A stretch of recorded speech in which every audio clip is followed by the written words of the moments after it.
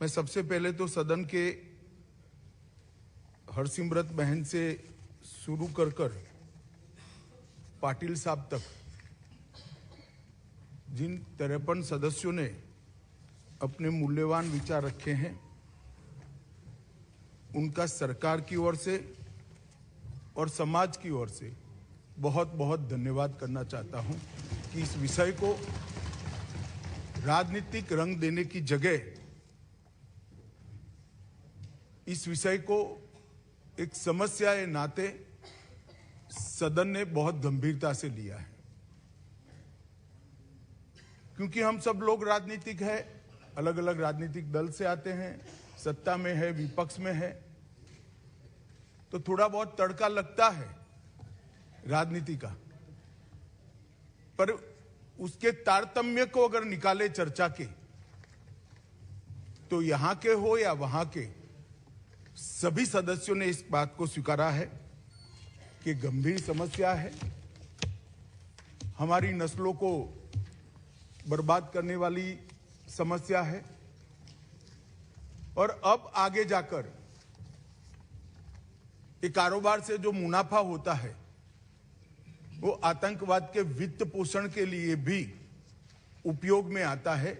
इसके गंभीर प्रकार के साक्ष्य और सूचनाएं भी तंत्र के पास उपलब्ध हुई हैं। मैं सबसे पहले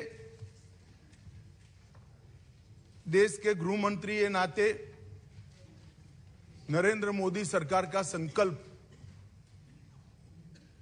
इस गृह के अंदर दोहराना चाहता हूं। आजादी के अमृत महोत्सव के वर्ष में मोदी जी ने नशा मुक्त भारत का संकल्प समग्र देश के सामने रखा है। और जब से सरकार बनी तब से गंभीरता पूर्वक इस दिशा में ढेर सारी कार्यवाही भी हुई। मैं सदन को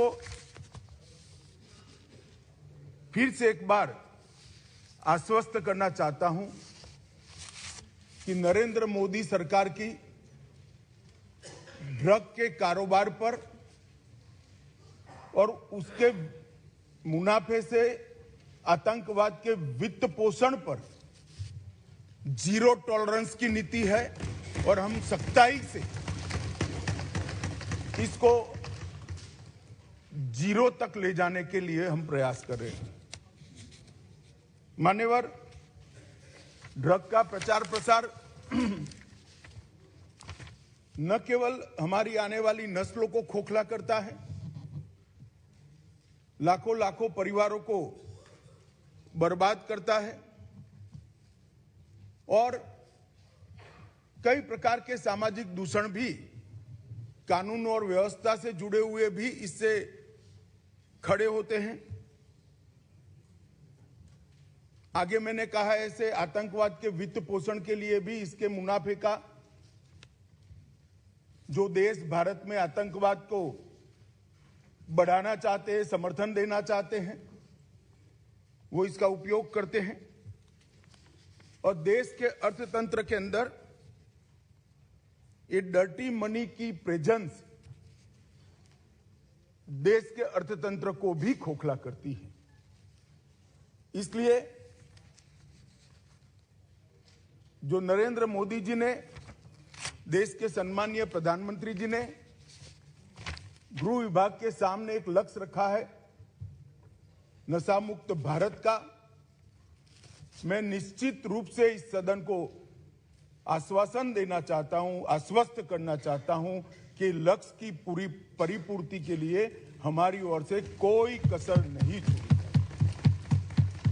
मान्यवर, ये लड़ाई न केंद्र की है, न राज्य की है, न कोई एक विभाग की है। केंद्र सरकार और सभी राज्य सरकार और केंद्र शासित प्रदेशों ने मिलकर ये लड़ाई लड़नी पड़ेगी,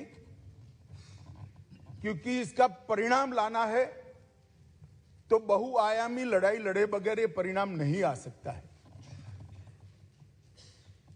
बॉर्डरों को से भी ड्रग की एंट्री को रोकना पड़ेगा। एयरपोर्ट और बंदरगाहों से भी ड्रग की एंट्री को रोकना पड़ेगा। रेवेन्यू डिपार्टमेंट ने भी सतर्कता के साथ इन टोटो जो योजना बनी है इसका एक हिस्सा बनकर एग्रेसिवली काम करना पड़ेगा। नारकोटिक्स कंट्रोल ब्यूरो और राज्य की एंटी नारकोटिक्स सारी एजेंसियों ने भी एक पेज पर रहकर काम करना पड़ेगा। इसके साथ साथ पुनर्वसन और व्यसन मुक्ति के लिए समाज कल्याण विभाग और हेल्थ डिपार्टमेंट ने भी साथ में रहना पड़ेगा। इसके सभी आयामों को अगर हम एड्रेस करते हैं और सभी आयामों को ये लड़ाई के अंदर एक समान तीव्रता से जोड़ते हैं, तभी जाकर हमारा ड्रग फ्री इंडिया का स्वप्न साकार हो सकता है। मान्यवर, ये बहुत महत्वपूर्ण बात है कि लड़ाई केंद्र सरकार और राज्य सरकारों ने मिलकर लड़नी है। हमारे संघीय ढांचे में राज्य सरकारें कई सारी पार्टियों की होती है, कई बार केंद्र में भी मिली जुली सरकारें आती हैं, परंतु मैं आज ये बात सदन के सामने स्वीकार करना चाहता हूं कि जहां तक ड्रग के खिलाफ लड़ाई का सवाल है, देश की सभी राज्य सरकारों ने केंद्र सरकार के साथ कंधे से कंधा मिलाकर ये लड़ाई को गंभीरता के साथ लड़ा है। और जो भी योजनाएं गई, जो भी सूचनाएं गई, उसका इरिस्पेक्टिव ऑफ पार्टी पॉलिटिक्स और irrespective of party in power सभी राज्यों ने बहुत अच्छे ढंग से अमल भी किया है। इसलिए कम से कम एक मुद्दा ऐसा है जिसमें तरीकों में थोड़ा बहुत बदलाव राज्य की जियोग्राफिकल सिचुएशन और आर्थिक व्यापार करने की पद्धति को लेकर हो सकता है, तरीकों में बदलाव, परंतु इसमें कोई मतभेद नहीं है, सब एक पेज पर है। मान्यवर, जहां तक बॉर्डर के राज्य हैं, कल सभी बॉर्डर के राज्यों के सदस्यों ने गंभीरता से विषय रखा है। मैं स्पष्ट कर देना चाहता हूं कि बॉर्डर से ट्रेड का सवाल है, पाकिस्तान के साथ अभी कोई ट्रेड हमारा बॉर्डर से नहीं होता है, इससे ड्रग आने का सवाल नहीं है, परंतु इससे हमारी दिक्कतें समाप्त नहीं होती। ड्रोन से आता है, तस्करी से आता है, सुरंगें बनाकर भेज देते हैं, बंदरगाहों के माध्यम से आता है, एयरपोर्ट से माध्यम से आता है। तो व्यापार बंद करने से इस समस्या का समाधान नहीं आया है। समस्या को जहां जहां पर वो लोग अपना नया तरीका ढूंढते हैं, उसको हमें नसीहत करना पड़ेगा, समाप्त करना पड़ेगा। मान्यवर, एक बहुत सारे सदस्यों का सुझाव आया, हो गया भैया, आगे मेरा पूरा भाषण समाप्त होने के बाद आप कुछ कह सकते हैं। मान्यवर, जहां तक कानून का सवाल है, ढेर सारे लोगों ने कहा, दादा ने कहा कि इसमें फांसी की सजा होनी चाहिए या नहीं होनी चाहिए, किसी ने कहा कि इसको कठोर बनाना चाहिए। मैं भारत सरकार की नीति बहुत स्पष्टता से इस सदन के माध्यम से देश की जनता के सामने रखना चाहता हूं। जो दादा आपको भाषण करना है तो मैं बैठ जाता हूं, 10 मिनट बोलिए। इतने सीनियर सांसद होकर बीच में टोका टोकी करना ना आपकी उम्र के लिए अच्छा है, ना आपकी सीनियोरिटी के लिए अच्छा है। मैं बैठ जाता हूं, आप भाषण करिए 10 मिनट प्लीज। माननीय गृह मंत्री जी, माननीय गृह मंत्री जी, हर बार नहीं करनी चाहिए, विषय की गंभीरता को समझना चाहिए, तो बोले नहीं होते। आप इतना क्रोधित नहीं होता हूं भैया, समझाता हूं। कई बार समझाना पड़ता है बड़ों को भी। मान्यवर, जहां तक कानून का सवाल है, मैं इस सरकार की नीति को बहुत स्पष्ट करना चाहता हूं। जो ड्रग का सेवन करते हैं वो विक्टिम है, उनके प्रति सहानुभूति का रवैया होना चाहिए और पुनर्वसन की तैयारी और पुनर्वसन की कानूनी प्रावधान होने चाहिए। परंतु जो ड्रग का व्यापार करते हैं, इसकी तस्करी करते हैं, इसको नीचे तक पहुंचाते हैं, वो चाहे छोटा हो या बड़ा, इसको छोड़ना नहीं चाहिए, उसको कानून के शिकंजे के अंदर डालना चाहिए। ये भेद अगर हम नहीं करते हैं तो कभी कभार हम विक्टिम के साथ ही दुर्व्यवहार करेंगे।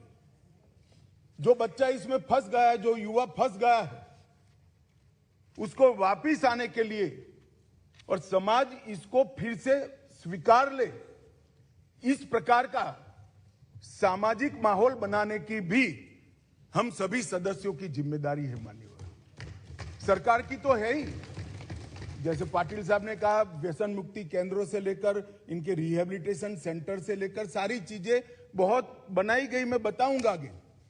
परंतु एक सामाजिक वातावरण भी हमने तैयार करना पड़ेगा कि जिसने ड्रग ले लिया वो खराब है, ऐसा नहीं है। इसको फिर से समाज के अंदर पुनः प्रस्तापित सम्मान के साथ करने के लिए, एक सामाजिक माहौल बनाने के लिए भी सभी सांसदों ने साथ में मिलकर प्रयास करना पड़ेगा। मान्यवर,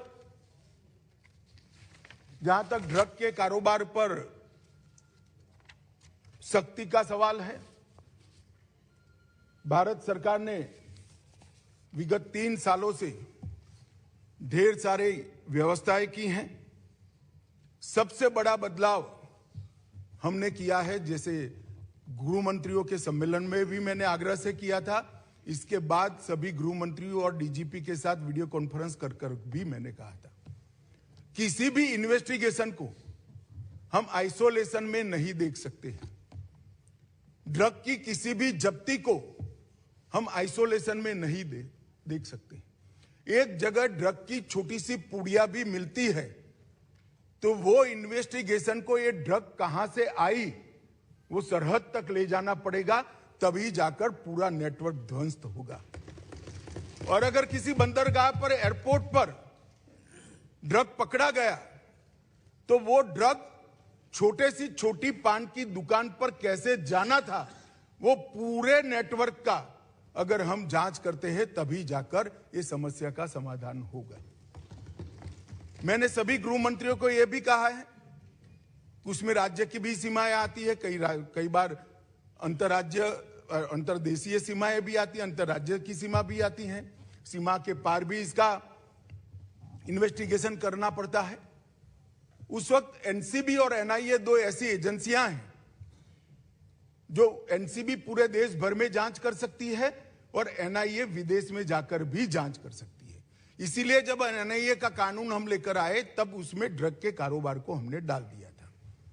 और मान्यवर, मैंने सभी राज्यों के मुख्यमंत्रियों को विनती किया था कि अगर आपके राज्य में कोई ऐसा केस है जिसके टॉप टू बॉटम और बॉटम टू टॉप इन्वेस्टिगेशन करते वक्त राज्य की सीमाएं लांघनी पड़ती है, तो आप निसंकोच एनसीबी की मदद ले सकते हैं।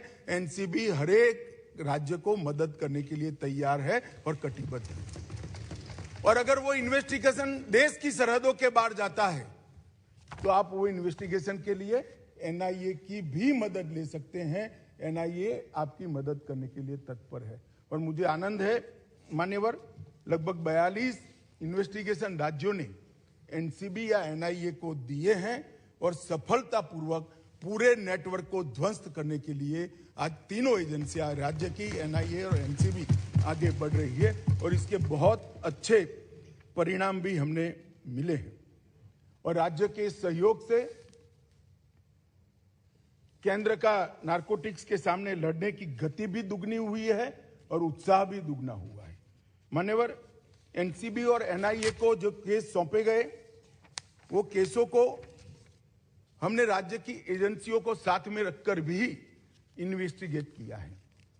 मान्यवर, अभी एक गोल्डन ट्रायंगल और गोल्डन क्रिसेंट का उल्लेख आया। मैं थोड़ा अप्रोच बदलने की बात करता हूं। एक गोल्डन ट्रायंगल जिसमें दक्षिण पूर्व एशिया के देश हैं, गोल्डन क्रिसेंट, ईरान, अफगानिस्तान और पाकिस्तान है। ये ड्रग के व्यापारियों ने उसको गोल्डन ट्रायंगल और गोल्डन क्रिसेंट नाम दिया है। मैं जब भी बैठक में इन क्षेत्रों का शब्द प्रयोग करता हूं तब डेथ ट्रायंगल और डेथ क्रिसेंट कर ही करता हूं। ये मौत का व्यापार करने वाले, हो सकता है वो गोल्डन ट्रायंगल हो नशे के कारोबारियों के लिए, हमारे लिए नहीं होना चाहिए। और ये हमारे अप्रोच के अंदर बदलाव समग्र दुनिया के सामने बहुत बड़ा संदेश भेजेगा। मान्यवर, नारकोटिक्स के खिलाफ भारत सरकार के गृह विभाग ने जो लड़ाई, भारत सरकार के वित्त विभाग ने जो लड़ाई छेड़ी है, और इसमें समाज कल्याण विभाग और स्वास्थ्य विभाग हमारी मदद में है, इसमें हमने जीरो टॉलरेंस की नीति अपनाई है। इसके 3 हिस्से हमने रखे हैं।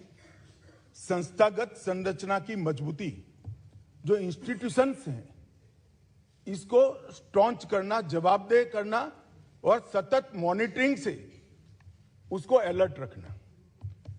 सभी नार्को एजेंसियों का, जिसमें स्टेट की नार्को एजेंसी भी आती है मान्यवर, और केंद्र की भी सभी डिपार्टमेंट आते हैं, उनका सशक्तिकरण और समन्वय, उनको एम्पावर करना और सबके बीच में कोऑर्डिनेशन बनाना, और एक विस्तृत अभियान जागरूकता और पुनर्वसन के लिए हाथ में लेना। ये 3 विभागों में ये लड़ाई की संरचना गृह विभाग ने की है, क्योंकि मान्यवर ये सीमा रहित अपराध है। ये अपराध की कोई सीमा ही नहीं है। कहीं से बैठकर कोई इसका व्यापार कर रहा है और बच्चे हमारे फंस रहे हैं, नस्लें हमारी बर्बाद हो रही हैं। तो जब तक कोऑपरेशन, कोऑर्डिनेशन और कोलैबोरेशन नहीं होता है, हम इस लड़ाई को जीत नहीं सकते हैं। तो 3 स्तर पर, त्रिसूत्रीय फॉर्मूला पर हम आगे बढ़े हैं, और ये तीनों सूत्रों पर होल ऑफ गवर्नमेंट अप्रोच से आगे बढ़े हैं। ये किसी एक डिपार्टमेंट की लड़ाई नहीं है, किसी एक सरकार की नहीं है। राज्य सरकार हो या केंद्र सरकार, उसके सभी डिपार्टमेंट ने साथ मिलकर और देश की सभी सरकारों ने साथ में मिलकर ये लड़ाई को लड़नी है। मान्यवर, हमने जो प्रमुख इनिशिएटिव लिए हैं, इसमें संस्थागत संरचना की मजबूती के लिए मैं बात करना चाहूंगा। 2019 में हमने 4 स्तरीय एनकोड की स्थापना की है। एक शीर्ष स्तरीय एनकोड है। शीर्ष स्तरीय एनकोड कमेटी की बैठक हुई थी, मैंने ही इसकी अध्यक्षता की थी, और ढेर सारे फैसले हमने लेकर नीचे राज्यों को पहुंचाए हैं। अब वो जिले तक परकोलेट हो गए। मगर इस स्तर पर मैं सभी राज्य के मुख्यमंत्रियों को भी सदन के माध्यम से निवेदन करना चाहता हूं। ढेर सारे राज्यों ने, लगभग 100% राज्यों ने राज्य स्तरीय एनकोड समिति बना ली है। इसकी मीटिंग्स भी होती है, इसकी मिनट्स भी आती है, और वहां पर केंद्रीय एजेंसियों के प्रतिनिधियों को बिठाते भी है, चर्चा भी करते हैं। परंतु सबसे महत्वपूर्ण जो है, जिला स्तरीय संरचना का, डिस्ट्रिक्ट लेवल पर जब तक डीसीपी और कलेक्टर इकट्ठा बैठकर, समाज कल्याण अधिकारी इकट्ठे बैठकर और हेल्थ डिपार्टमेंट का बंदा इकट्ठा बैठकर जिला स्तर पर इसकी मीमांसा नहीं करेंगे, ये हमारी लड़ाई सफल नहीं होने वाली। आज तक देश के सिर्फ 32% जिलों में, हम 1.5 साल से प्रयास कर रहे हैं, 32% जिलों में ही समिति बनी है। इस सदन के माध्यम से मैं देश भर के सभी राज्यों के मुख्यमंत्रियों को और केंद्र शासित प्रदेश के सभी सरकारों को, एलजी को, एडमिनिस्ट्रेटर्स को निवेदन करना चाहता हूं कि आप स्वयं व्यक्तिगत स्तर पर इंटरेस्ट लेकर आप अपने अपने राज्य में जिला स्तरीय एनकोड समिति की रचना करें। जिस दिन राज्य के, देश के सभी जिलों में जिला स्तरीय एनकोड समिति बन जाएगी और राज्य स्तरीय एनकोड समितियों को उसका फीडबैक मिलेगा, ये लड़ाई हमारी बहुत मजबूत हो जाएगी। एनकोड नोडल एजेंसी के तौर पर हमने मान्यवर एनसीबी को रखा है। इसके तहत भारतीय नौसेना, भारतीय तटरक्षक दल, drug controller, revenue department, national maritime security, NTRO, port trust, airport authority of India, coastal police और राज्य की नार्को एजेंसी, ये सब मिलाकर एक कोऑर्डिनेशन का काम करते हैं। इसके लिए मान्यवर हमने एक एनकोड पोर्टल भी बनाया है जो एनसीबी चलाती है। एनकोड पोर्टल का काम डेटा इंटीग्रेशन का है। नॉलेज मैनेजमेंट सिस्टम के रूप में एनकोड पोर्टल बन गया है और अब बहुत अच्छा काम कर रहा है। राज्य स्तर के एनकोड तंत्र के भी सभी 4 राज्य स्तरीय हितधारक इसके मेंबर है मान्यवर, और बहुत सारी एजेंसियों के तालमेल को इस एनकोड पोर्टल के माध्यम से सुचारू रूप से हमने नीचे तक पहुंचाया है। 2 साल हो गए हैं पोर्टल बने हुए। 2 साल में हमने बहुत अच्छे परिणाम, बड़ी बड़ी जब्तियां ये पोर्टल के माध्यम से की है और पोर्टल पर ढेर सारी जानकारियों को भी डाला है।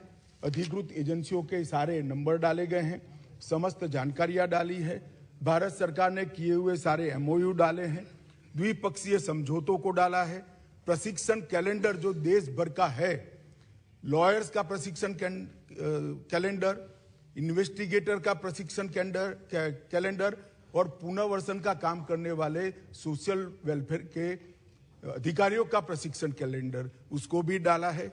कुछ लैंडमार्क जजमेंट जो प्रो प्रोसिक्यूशन है उसको भी वहां डाला है। एनुअल रिपोर्ट भी वहां डाल दी जाती है। एनसीबी की हैंडबुक जो क्या करना चाहिए और क्या नहीं करना चाहिए इसके लिए है, वो भी हमने इस पर डाला है। मीटिंग्स की मिनट्स भी इस पर 24 घंटे में अपलोड कर दी जाती है और एटीआर को भी अपलोड कर जाती। एक प्रकार से संपूर्ण सूचनाएं एक ही जगह से जिले स्तर के, पुलिस स्टेशन स्तर के अधिकारी को भी उपलब्ध हो जाए, इस प्रकार की प्रणाली हम लेकर आए हैं और उसको एक ही छत्र के नीचे चलाकर राज्यों को और पुलिस स्टेशन तक की पूरी चीजों को हमने कोऑर्डिनेट किया है। मान्यवर, अभी इंटरपोल की जनरल असेंबली हमारे देश में हुई, उसमें नारकोटिक्स और टेरर लिंक्स पर विषय मैंने उठाया था और वहां पर भारत की ओर से आग्रह किया गया है कि इंटरपोल नारकोटिक्स और टेररिज्म और नार्को के व्यापार से टेररिज्म का वित्त पोषण, ये 3 विषयों पर रियल टाइम इंफॉर्मेशन शेयरिंग के लिए एक प्लेटफॉर्म सभी देशों का बनाए तो सभी देश इससे आगे बढ़ सकते हैं और बेस्ट प्रैक्टिसेस का एक्सचेंज भी हो सकता है। यहीं पर अभी नो मनी फॉर टेरर का पूरे देश भर के गृह मंत्रियों का सम्मेलन हुआ। वहां पर भी हमने अंतर्राष्ट्रीय सहयोग के लिए, नारकोटिक्स की लड़ाई के लिए बहुत थ्रस्ट दिया गया है। मान्यवर, हमने एक संयुक्त समन्वय समिति भी बनाई है और केंद्रीय स्तर पर इसकी ढेर सारी बैठक भी की है। एनसीबी की कैडर को भी हमने पुनर्गठित किया है। 419 पदों का सृजन कर जिसमें सीनियर ऑफिसर ज्यादा है क्योंकि राज्यों को असिस्ट करना है, इसको हमने आगे बढ़ाने के लिए एक इनिशिएटिव लिया है। नार्को अपराधियों पर राष्ट्रीय एकीकृत डेटाबेस जिसका शॉर्ट फॉर्म है निदान, उसको भी तैयार किया है और हर केस की चालान और हर केस के जजमेंट को इस पर अपलोड कर प्रोसिक्यूशन के वकीलों के लिए टिप्स भी इस पर उपलब्ध है। और इसके साथ साथ inter operational criminal justice system ICJS के लिए भी जब्ती सूचना प्रबंधन प्रणाली और जेल का डेटा दोनों भी हम साझा कर रहे हैं। मान्यवर, ड्रग नेटवर्क के चार्ट को भी हमने मैपिंग कर लिया है और पूरे राज्यों में ड्रग आने का रास्ता कौन सा है और उसके नेटवर्क की संभावनाएं क्या है, उसको भी 472 जिलों में हमने मैप कर कर राज्यों को भेज दिया है। बहुत बड़ी एक्सरसाइज। 2 साल तक भारत सरकार के सभी अधिकारियों ने 472 जिलों का मैपिंग किया है, सर्वे के आधार पर किया है, सूचनाओं के आधार पर किया है, और जो जब्ती की गई, जो केस बने गए, जो सजाएं हुई है और जो इंट्रोगेशंस के रिपोर्ट्स आए, ये सबको संकलित करके मैं इस सदन में बैठे हुए सभी व्यक्तियों को कहना चाहता हूं कि आप चिंता मत करिए, कितना भी बड़ा अपराधी है 2 साल में स्थिति ऐसी आने वाली है, इसकी जगह जेल की सलाखों के पीछे। और ये सुनकर अगर किसी को इसमें से वापिस आ जाना है तो अच्छी ही बात है, आ सकते हैं। मान्यवर, एनडीपीएस के तहत हमने सीमा सुरक्षा बल, एसएसबी, असम राइफल, ये तीनों को केस करने के अधिकार दे दिए गए हैं, क्योंकि कहते हैं भाई सीमा भारत की जिम्मेदारी है, भारत सरकार की जिम्मेदारी है, निगरानी नहीं रखते, ड्रग वहां से आ रही है। और जब बीएसएफ को अधिकार देते हैं तो कहते हैं राज्यों के अधिकार ले लिए, तो बीएसएफ वहां क्या करेगी भाई? आप बताइए मुझे, क्या करेगी? मान्यवर, ये ऐसा मसला नहीं है। और बीएसएफ कौन सी फॉरेन एजेंसी है? हमारे देश के दुश्मन ड्रग भेज रहे हैं, बीएसएफ वाले पकड़ेंगे, केस करने का अधिकार नहीं है। एसएसबी वाले पकड़ेंगे, केस करने का अधिकार नहीं है। क्या करेंगे निहत्था बैठकर? जो लोग इसको पॉलिटिकल इश्यू बना रहे हैं वो ड्रग के कारोबार का समर्थन कर रहे हैं। एजेंसियां निहत्थी होकर काम नहीं कर सकती मान्यवर, एजेंसियों को अधिकार देना पड़ेगा। और मेरा स्पष्ट मानना है कि एजेंसियों को अधिकार देना चाहिए। हमारी एजेंसियों पर, देश की एजेंसियों पर, देश का संसद को अगर भरोसा नहीं है तो किस हिम्मत से वो काम करें? मान्यवर, इसी तरह से भारतीय तटरक्षक और सारे जो कोस्टल पुलिस स्टेशन बने हैं राज्यों के, उसको भी अधिकार दिया है। रेलवे प्रोटेक्शन फोर्स को भी हमने अधिकार दिया है। और एनआईए को दुनिया भर में अगर हमारे देश में ड्रग के कारोबार से जुड़ी हुई कोई भी इन्वेस्टिगेशन करनी है तो आज एनआईए दुनिया भर के देशों में जाने के लिए इसी संसद ने उसको सशक्त किया है, अधिकार दिया है और एम्पावर किया है। मान्यवर, फाइनेंशियल इन्वेस्टिगेशन के लिए भी हमने ढेर सारे एक्सपर्ट्स हायर किए हैं। वित्तीय दस्तावेजों के विश्लेषण और उस पर से तारण निकालने के लिए ढेर सारी एक्सपर्ट्स की टीम भारत सरकार के गृह विभाग ने हायर की है। रेवेन्यू डिपार्टमेंट ने कई ऐसे सारे सॉफ्टवेयर बनाए हैं जिससे सॉफ्टवेयर के आधार पर ही इसको पकड़ा जा सके। और अभी अभी जो जिक्र करते थे कि गुजरात की बंदरगाह से 3000 किलो नशा पकड़ा गया, जो आज तक का सबसे बड़ा कैच है, वो कस्टम के सॉफ्टवेयर एनालिसिस के आधार पर ही पकड़ा गया। और मान्यवर, अभी कुछ सदस्य पढ़ रहे थे, मैं इस पर कोई टिप्पणी करना नहीं चाहता, सिर्फ एक दृष्टिकोण के बदलाव की विनंती करना चाहता हूं। किस राज्य में से सबसे ज्यादा ड्रग्स पकड़े गए, उसका मतलब हम ये ना निकाले कि वो राज्यों में सबसे ज्यादा ड्रग है। इसका मतलब ये है कि वो राज्य सबसे ज्यादा काम करता है और पकड़ता है। अगर पकड़ते ही नहीं है तो कुछ नहीं पकड़ा जाएगा, तो फिर पंजाब में ड्रग ही नहीं है। अगर पकड़ना नहीं है तो आंकड़े अच्छे ही हो जाएंगे। मगर क्या इस शुतुरमुर्ग नीति से हम देश को बचा सकते हैं? नहीं बचा सकते। हमारा मुंह मिट्टी में डालने से आंधी नहीं चली जाती मान्यवर, आंधी को फेस करना पड़ता है, सीने पे झेलना पड़ता है। बैठो बैठो बैठो बैठो बैठो।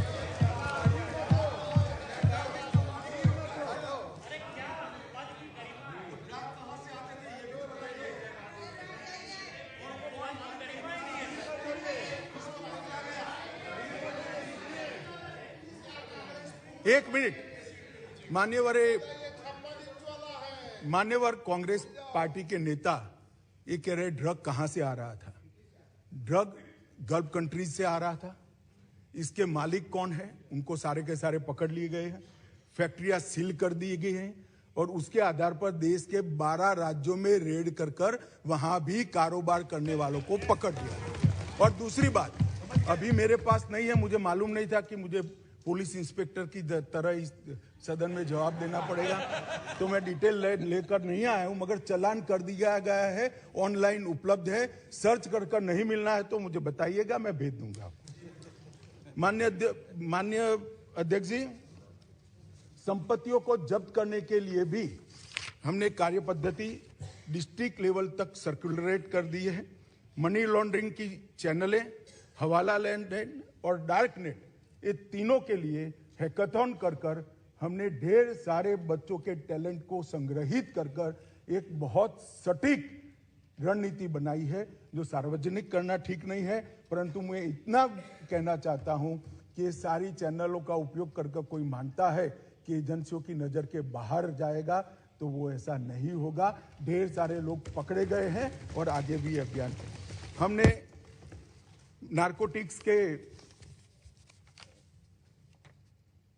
पकड़ते वक्त और एयरपोर्ट पर और बंदरगाहों पे डॉग स्क्वाड की तंगी थी, तो हमने हमारे ही स्वदेशी डॉग की नस्ल को तैयार कर अब बहुत बड़ी मात्रा में डॉग स्क्वाड बना लिए हैं और हम राज्यों को भी मान्यवर दे रहे हैं। मान्यवर, एनकोड के स्ट्रक्चर से जो प्रभावी समन्वय हो रहा है, इसको नीचे तक ले जाने के लिए हमने ढेर सारी सूचनाएं दी हैं।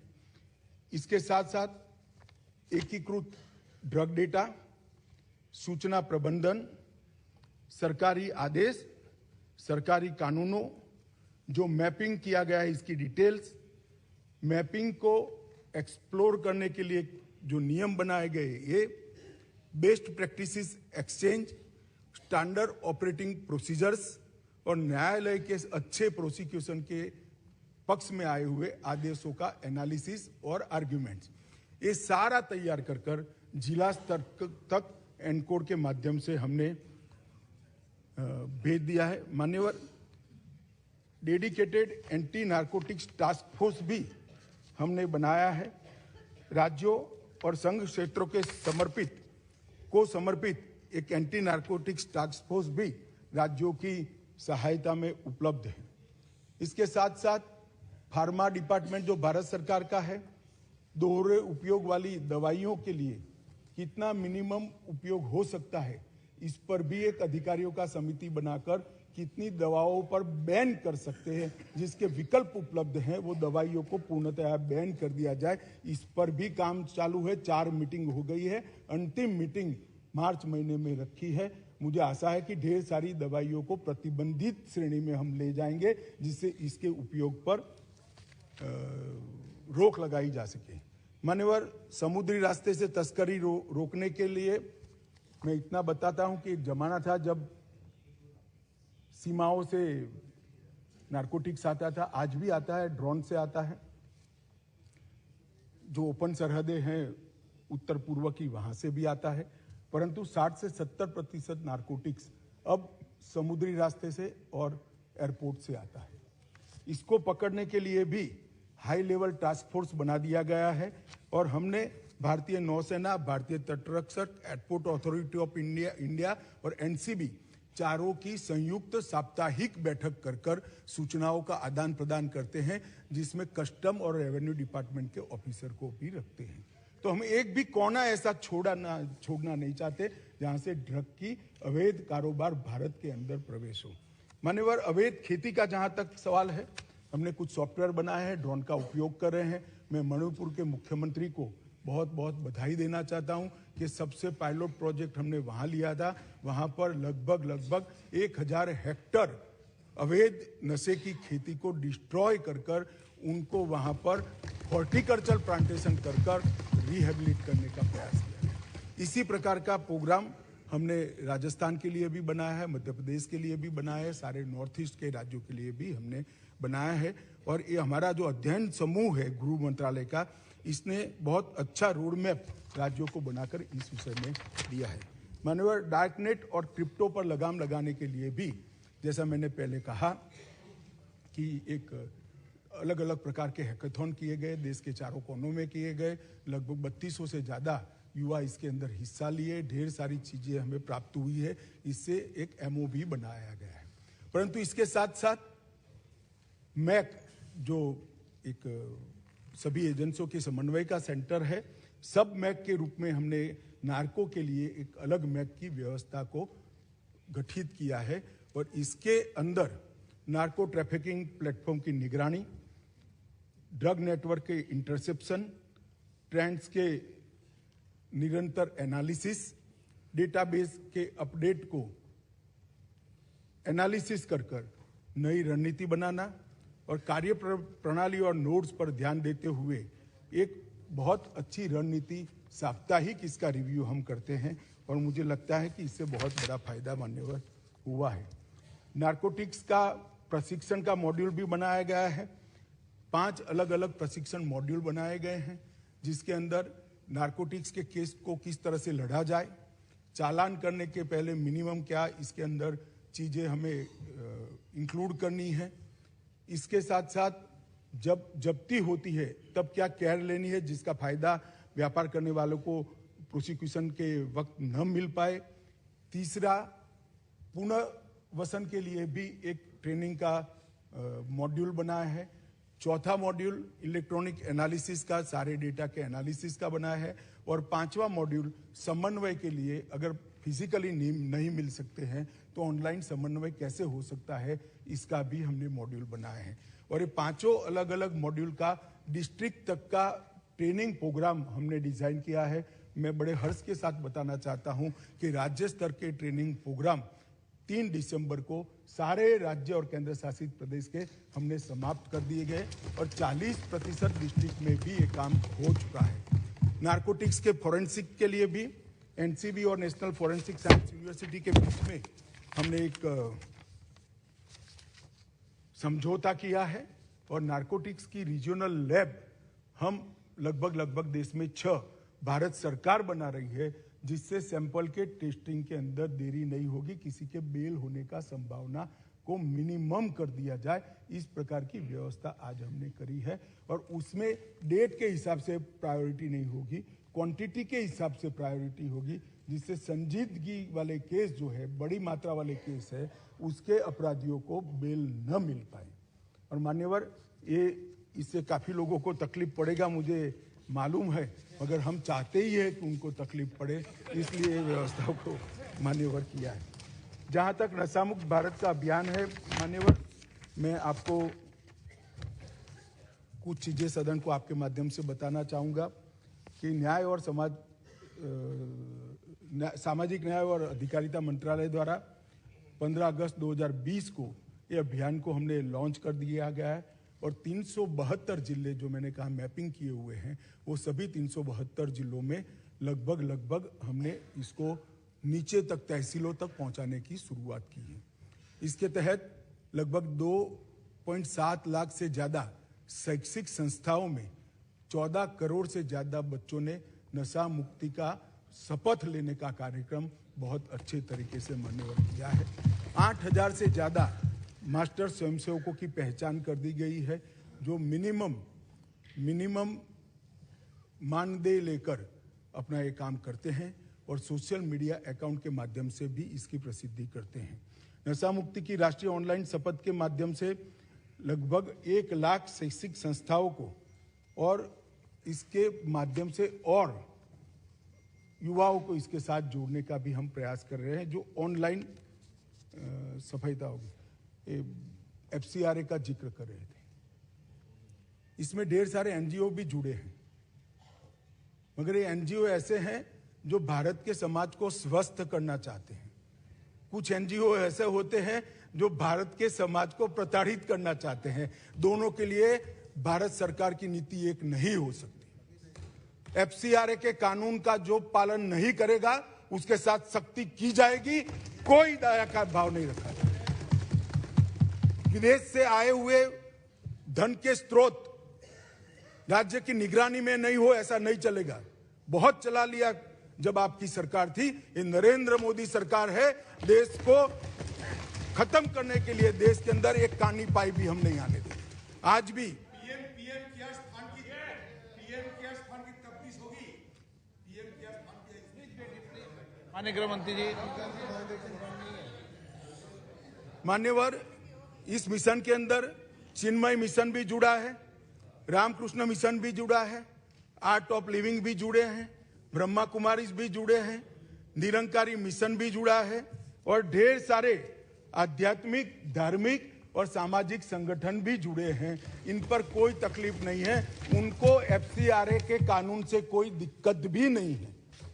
मगर जो लोग देश के अंदर देश की डेमोग्राफी को बदलना चाहते हैं और इसके लिए एफसीआरए का उपयोग करना चाहते हैं, तो वो कानूनन इसकी इजाजत नहीं दी जा सकती। इस पर सख्त कार्रवाई। मान्यवर, हमने लगभग 341 इंटीग्रेटेड रिहेबिलिटेशन सेंटर भारत सरकार के फंड से बन गए हैं और 300 बना रहे हैं, जिसके अंदर दुनिया भर की आधुनिक से आधुनिक रिहेबिलिटेशन की पद्धतियों को अपनाया जाएगा और हमारे बच्चों को फिर से एक बार देश के विकास के साथ जोड़ने का इसके माध्यम से मान्यवर हम काम करेंगे। और नशीली दवाओं के खिलाफ जागरूकता के लिए हमने सबसे ज्यादा युवाओं को जोड़ने की रणनीति अपनाई है।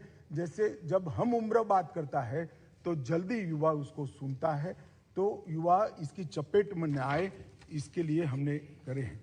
41 एडिक्शन ट्रीटमेंट फैसिलिटीज भी सरकारी अस्पतालों में जो बहुत ज्यादा एडिक्ट हो गए हैं, इसके लिए हमने शुरू की है और 75 बनाने का हमारा कार्य योजना है। मान्यवर, 72 आउटरीच ड्रॉप इन सेंटर भी बनाए हैं, जिनको अभी शुरू में लत लगी है, उसको जिसको लत के कारण शरीर बर्बाद हो गया, मन बर्बाद हो गया, इसके साथ बिठाते हैं तो भयावह परिणाम देखकर वो नशे की लत से वापिस आता है। ऐसे भी सेंटर हमने लगाए हैं और लगभग 2 लाख परामर्शदाता भी हमने तैयार किए हैं, जो ऐसी केस में परामर्श देने का काम करते हैं। मान्यवर, नशा मुक्ति के लिए मैंने जैसे कहा कि एनकोड की बैठक स्वयं मेरी अध्यक्षता में हुई। नशीली दवाओं के दुरुपयोग पर मैंने क्षेत्र वाइज भी सभी राज्यों के मुख्यमंत्रियों के साथ बैठक की है। दक्षिण का बैठक बाकी है, बहुत जल्दी कर दूंगा। बाकी असम भी किया, गुजरात में भी किया, पंजाब में भी किया। क्षेत्रीय बैठक कर भी राज्य के अधिकारियों को संवेदनशील बनाने के लिए हमने काम किया है। और मान्यवर, मैं इतना बताना चाहता हूं कि हमने 75 साल के मौके पर एक लक्ष्य लिया था कि हम 60 दिन के अंदर 75,000 किलो ड्रग को जलाएंगे। मुझे कहते हुए आनंद है, 60 दिन में 1,60,000 किलो से ज्यादा ड्रग को हमने जलाने का था। और ये अभियान जो मैंने सारा बताया, उसको ऑल ओवर मॉनिटरिंग के लिए गृह मंत्रालय के अध्यक्षता में, गृह सचिव की अध्यक्षता में सामाजिक न्याय एवं अधिकारिता सचिव, रसायन और उर्वरक सचिव, स्वास्थ्य सचिव, फार्मा विभाग के सचिव, राजस्व विभाग के सचिव और पोर्ट डिपार्टमेंट और एयरपोर्ट अथॉरिटी के सचिव को इसके साथ एक कोऑर्डिनेशन कमेटी बनाई है, जो हर 15 दिन में बैठकर इसकी मीमांसा करती है। मान्यवर, प्रयास तो करते हैं, योजनाएं भी बनती है, मगर कई बार प्रयास करते हैं वो जमीन पर नहीं उतरते। मगर ये एक ऐसी सरकार है जो प्रयास करती है उसको लॉजिकल एंड तक लेकर जाती है। जब हम तय करते हैं कि देश के हर गांव में बिजली पहुंचेगी, तो 70 साल से जहां बिजली नहीं पहुंची, ऐसे 20,000 गांवों में 20 महीनों में हम बिजली पहुंचाते हैं। जब हम तय करते हैं कि हर घर में गैस का सिलेंडर पहुंचाएंगे, तो हम पहुंचाने में सफल होते हैं। और अब तय किया है मोदी जी ने कि जल से नल पहुंचाएंगे। मुझे भरोसा है जल से नल भी पहुंचाएंगे। मान्यवर, हमने तय किया कि इस देश को नशे की लत से, इस देश की युवानी को हम बर्बाद नहीं होने देंगे। कोई कुछ भी मानता हो, इसके नतीजे मिल रहे हैं। मान्यवर, आंकड़े कभी झूठ नहीं होते हैं और आंकड़े प्रयासों की पुष्टि करते हैं। इसलिए मैं आंकड़े जरूर देना चाहता हूं। 2006 से 13 का और 2014 से 22 का। अब कोई सवाल ना पूछे 6 से 13 का क्यों लिया है। सब समझते हैं, यहां भी समझते हैं, वहां भी समझते हैं। मान्यवर, 2006 से 13 में 22,45,000 किलो ड्रग पकड़े गए। 22,45,000। 2014 से 22 में 62,60,000 किलो ड्रग पकड़े गए। मान्यवर, यूनिट्स में देखे तो 10 करोड़ यूनिट्स पकड़े गए और अब मोदी जी के शासन में 24 करोड़ यूनिट पकड़े गए। कीमत में लगभग 23,000 करोड़ की कीमत थी 2006 से 13 में। इतनी महंगाई वहां नहीं हुई है जिससे कीमत बढ़ जाए, मात्रा बढ़ी है 23,000 करोड़। और मान्यवर, अब 97,000 करोड़ के ड्रग को पकड़कर जला दिया, 5 गुना ज्यादा। मान्यवर, मामले 1,45,062 रजिस्टर हुए थे, इसमें 4,14,697 मामले थे और कुल गिरफ्तारी 1,62,908 हुई थी और यहां पर 5,23,234 हुई। पहले गंभीर प्रकार के केसों की क्वालिटी नहीं बनी थी। ड्रग के सेवन करने वाले का केस अलग होता है, ड्रग के खुदरा व्यापार करने का केस अलग होता है और ड्रग स्मगलिंग और ड्रग के डीलर का केस। हमने डीलर और स्मगलिंग के केस को गंभीर प्रकार के 13,000 केस मान्यवर डीलर और स्मगलिंग करने वालों के खिलाफ रजिस्टर हुए। ये बताता है कि हमारी दिशा सही है, परिणाम भी मिल रहे हैं। मान्यवर, कई बार मैं तो आश्चर्य करता हूं, कई बार सभाओं में मैंने देखा एक राष्ट्रीय नेता अब उपस्थित नहीं, उपस्थित भी होते तो नाम भी दे देता, यात्रा में है तो नहीं, मैंने कहा ना, नहीं, मैं सुनिए ना, मेरा सोच के बारे में कुछ नहीं है, समझ के बारे में समझो जरा। मान्यवर, मैंने गुजरात के चुनाव के वक्त एक भाषण सुना कि गुजरात में ड्रग का कारोबार बढ़ गया है, गुजरात से ड्रग पकड़ा जाता है। अरे भाई, देश की सीमा है, बंदरगाह है, बंदरगाह से आएगा, हम पकड़ेंगे तो अच्छा किया या बुरा किया, ये समझ में ही नहीं आ रहा है। अब पंजाब में नहीं पकड़ा जाता है तो क्या बिट्टू साहब कह सकते हैं पंजाब में ड्रग नहीं है? भाई, पकड़ना कोई बुरी बात नहीं है, पकड़ना अच्छी बात है और हम इस कमेंट से कोई हतोत्साह नहीं होंगे और पकड़ेंगे और खत्म करेंगे। मान्यवर, ये जो जिस प्रकार की चीजें कर रहे हैं, मुझे तो मालूम नहीं है पूरी लड़ाई को समझ रहे या नहीं समझ रहे। मान्यवर, पिछले 5 वर्ष में हमने 61 नए साइटोट्रोपिक पदार्थों को अधिसूचित किया है जो पहले इस कैटेगरी में नहीं आते थे, अब एफएसएल से सिद्ध कर इसको करा है। जब्ती की क्वालिटी में भी सुधार आया है। लगभग भारतीय एजेंसियों ने 14,000 किलो ट्रामाडोल को भी जब्त करने का काम किया है। मान्यवर, मैं इतना ही कहना चाहता हूं कि अभियान कोई एक सरकार का नहीं हो सकता, ये अभियान कोई एक दल का भी नहीं हो सकता, ये अभियान कोई एक एजेंसी का भी नहीं हो सकता। केंद्र और राज्य की सभी एजेंसियों ने एक ही प्लेटफॉर्म पर आकर समान तीव्रता और समान गंभीरता के साथ इस अभियान को चलाना पड़ेगा, तब हम हमारी आने वाली नस्लों को बचा पाएंगे। मान्यवर, ये लड़ाई ऐसे नाजुक मोड़ पर है, अगर इस वक्त हम जीतते हैं तो हम हमारी नस्लों को बचाते हैं और इस वक्त अगर नशे के व्यापारी जीतते हैं तो हमारी नस्लों को कोई बचा नहीं सकता।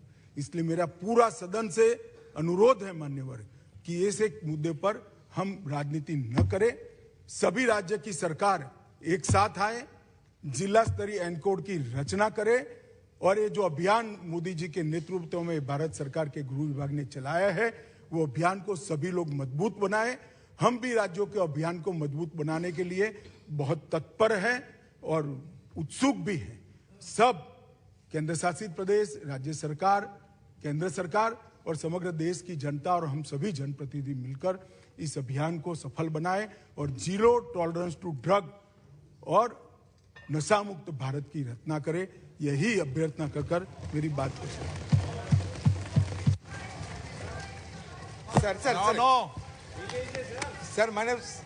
सर मैंने भाग नहीं लिया।